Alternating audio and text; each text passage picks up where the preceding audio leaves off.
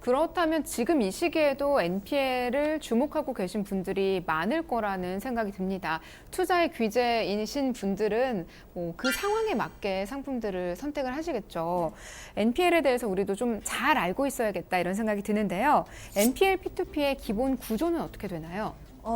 NPL P2P 기본 구조를 설명드리기 전에 NPL 채권의 기본 개념도를 말씀드릴게요. 세 가지만 기억하시면 되는데요. 금융기관, 채무자, 돈을 빌린 사람, 담보 이렇게 생각하시면 돼요. 금융이 돈을 빌려줄 때 3개월 이상 또 돈을 내지 않으면 연체가 되면 이게 NPL 채권이 발생하게 됩니다. 그래서 이제 NPL P2P 펀드에 대해서 말씀을 드릴게요. NPL P2P 펀드에 투자했다고 가정하면 아까 말씀드렸다시피 투자자들이 투자한 것은 NPL 부실 채권에 투자를 한 거라고 보시면 되고요.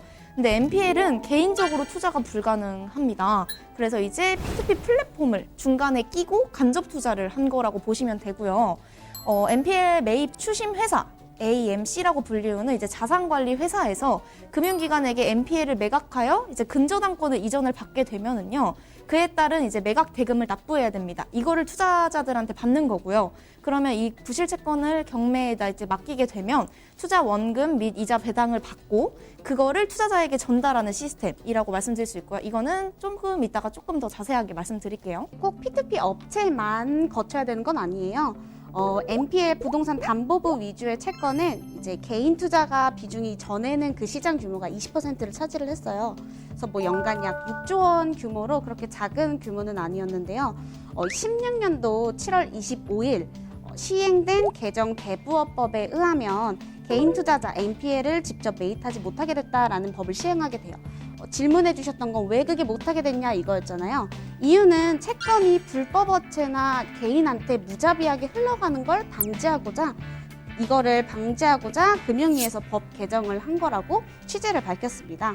따라서 뭐 NPL 채권에 투자를 하고 싶다는 개인 투자자분들은 이제 부실 채권을 인수해서 수익을 내는 자산관리회사인 AMC를 거치거나 아니면 NPL 펀드 상품을 취급하는 P2P 금융업체를 통해서 투자할 수 있습니다. 네, 이렇게 중간 업체를 거쳐서 투자를 할 수밖에 없는 실정인데 투자 방법은 어떻게 되나요? 투자 방법은 총 크게 세 가지가 있어요. 첫 번째는 이제 배당금 수령법이라는 방법인데요. 자산관리 회사에서 부동산 근저당이 잡힌 부실 채권을 매입한 후에 제3자가 이 채권을 경매를 낙찰받고 그 차액에 대해서 그 배당금을 받게 되는 거예요. 이 투자 방법 같은 경우는 낙찰가가 이제 투자금 아래로 내려갈 수 있는 위험이 있기 때문에 이 부분은 유의를 해주세요. 그리고 두 번째 방법으로는 직접 낙찰법이라는 방법이 있어요. 이 방법은 이제 부동산 부실 채권의 소유자가 직접 입찰에 참여를 하는 거예요.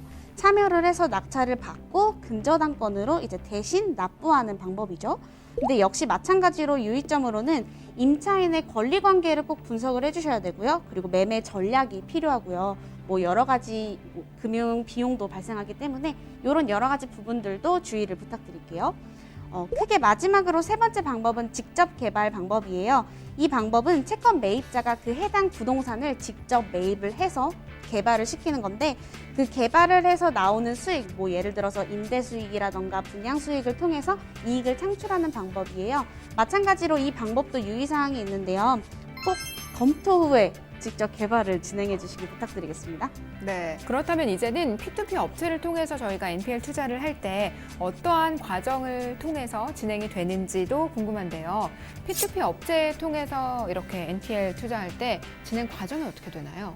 네, 무엇보다 가장 궁금하셨을 NPL 투자 상품 구조에 대해서 제가 설명을 해드릴게요. 먼저 AMC는 아까 이지연 대리님이 말씀해 주셨던 것처럼 자산관리회사예요. Asset Management Company라는 건데요. 여기 먼저 금융기관을 보시면 금융기관에서 이제 NPL 부실채권이 나오겠죠. 그러면 이 부실채권을 사기 위해서 AMC가 중간에 껴서 이 P2P 업체와 이게 연결을 해서 진행을 하는데요. AMC는 일단 이 NPL에 대해서 채권을 가져와야 되니까 이거를 이제 금융기관에 있는 NPL을 가져오도록 첫 번째 문의를 합니다. 근데 NPL 채권을 대출을 하기 위해서 돈이 필요하다. 가장 중요한 돈. 이렇게 대출을 신청합니다. 그럼 AMC에서 이 NPL 채권을 사기 위한 돈을 P2P 업체에게 신청을 하면 우리 사랑스러운 투자자분들께서 투자를 해주시죠. 자금을 이렇게 넣어주시면요. 이걸로 이제 대출금 펀딩이 들어가면서 AMC에다가 이 NPL에 관련된 자금을 모으게 됩니다. 그럼 이 AMC는요. 이 돈을 금융기관에게 주면 이 채권을 가져오게 되는 거예요. NPL 채권을 돈 주고 사는 거죠. 그럼 이렇게 되면은 우리는 이 NPL 채권을 또 팔아야지, 경공매를 진행을 해야지 여기에 대한 수익이 나올 거 아니에요.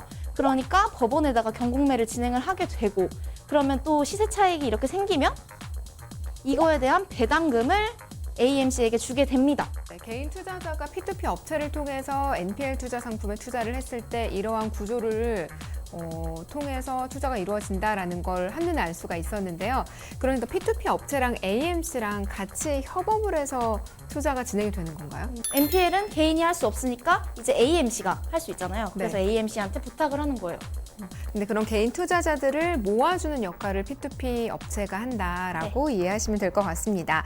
지금 우리 사연을 주신 의뢰인 분께서는 그동안 고이고이 모아두신 돈이 1억 원이 있으세요. P2P로 성공을 하셨는데 이 1억 원을 가지고 지금 상황에서 NPL에 투자를 한다라고 가정을 했을 때 수익 어느 정도 받을 수 있을까요? NPL 예상 상환 스케줄을 보여드릴게요. 이 상품은 1억 4천만 원짜리입니다. 말씀해 주셨다시피 1억 원을 투자를 하겠죠. 근데 예상 수익률은 약 16%로 측정이 되어 있고 기간은 12개월이라고 제가 설정을 해볼게요. 그러면 상환일이 쭉 이렇게 들어가서 12개월로 측정이 되고요. 투자 수익은 이렇게 쭉 나오게 되는데요. 총 합쳐서 1,599만 9,996원으로 측정이 되고요.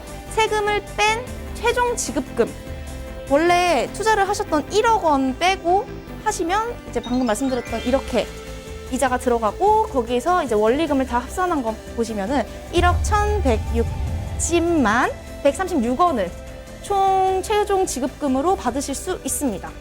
네, 평균 한 16% 정도의 수익률을 가진다고 가정을 했을 때 1년 12개월 동안 1억 원을 투자한다면 1,600만 원의 수익을 얻을 수 있다. 이렇게 정리를 해주셨습니다.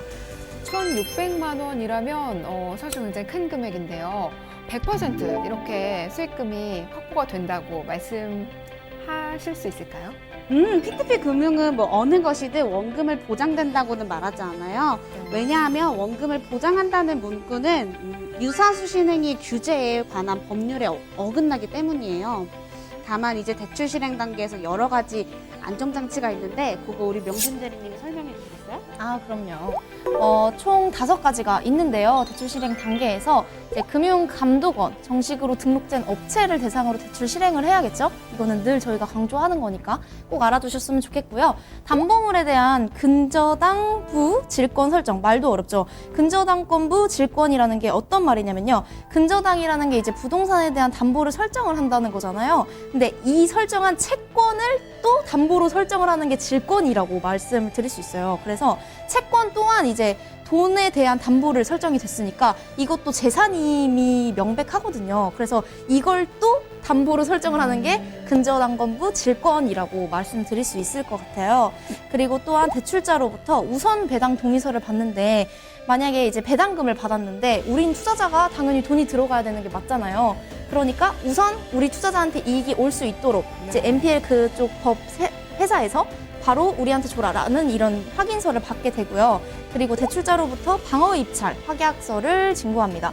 이것도 단어가 굉장히 어려운데 법원에서 저희가 이제 NPL에 대해서 공경매를 진행을 할 때 만약에 저희가 생각했었던 NPL 부실채권이 한 이 정도 가격이 될 것 같다라고 생각을 했는데 이거보다 또 낮게 나오면 안 되니까 이거를 이제 NPL 회사에다가 방어 입찰, 그러니까 디펜스를 해달라는 거죠. 이거보다 낮게 설정이 되지 않게 방어 입찰을 해달라. 이거에 대한 확약서를 진구를 하는 거고요. 마지막으로 대출금에 대한 약속 어음 공증을 받습니다. 돈을 주겠다라는 약속을 하는 거죠. 그리고 원리금 상환 단계에서 이제 대출자가 돈을 주지 않을 때 연체할 경우에는 NPL 전문 업체에 이제 대출 걔네가 가지고 있었던 그 채권을 P2P 플랫폼에서 이제 매각을 하는 거죠. 그래서 매각을 해서 그거를 대금으로 투자 원금을 이제 투자자들한테 상환을 해주고요. 또 두 번째로는 직접 경매를 진행을 해서 이제 배당금을 투자 원금으로 회수하는 방법이 있습니다. 네, 경제 불황기에 더 떠오르는 주목받는 상품 바로 NPL입니다. 그렇다면 저희가 NPL 투자할 때 어떤 점들을 고려해야 되는지 재테크 꿀팁 한마디씩 들어보도록 하겠습니다. 배대리님 어떻게 정리해 주실까요? 저는 일단 이 투자 방법, NPL 투자 방법에 대한 유의점을 꼭 파악해라고 말씀드리고 싶은데요. 어떤 NPL 방법을 선택할 건지, 그거에 대한 유의점은 무엇인지 꼭 확인하셨으면 좋겠습니다. 네, 자, 이 대리님의 꿀팁은 뭘까요? 저는 지역 분석에 대한 정보를 확실히 숙지해라라고 말씀드리고 싶어요. 왜냐하면 어떻게 들으면 그 부실채권이 그 지역이 좀 경제가 안 좋아서 부실이 된 거 아니야 라고 느껴지실 수 있단 말이에요. 그렇기 때문에 이 소재지가 어떤 투자 포인트를 가지고 있는지, 그리고 NPL 채권이 나오는 지역이 어떤 컨디션을 가지고 있는지 반드시 공부로 선행을 해주셔야 이런 부동산에 대한 가치평가를 확인하고 투자를 하신다면 조금 더 안정적인 스텝 바이 스텝을 하실 수 있겠죠. 네, 그렇습니다. NPL 부실 채권을 사서 투자한다는 것은 꼭 담보를 보고 투자하시는 것이기 때문에 그 담보가 있는 지역에 대한 분석도 반드시 필요하다, 이렇게 강조해 주셨습니다.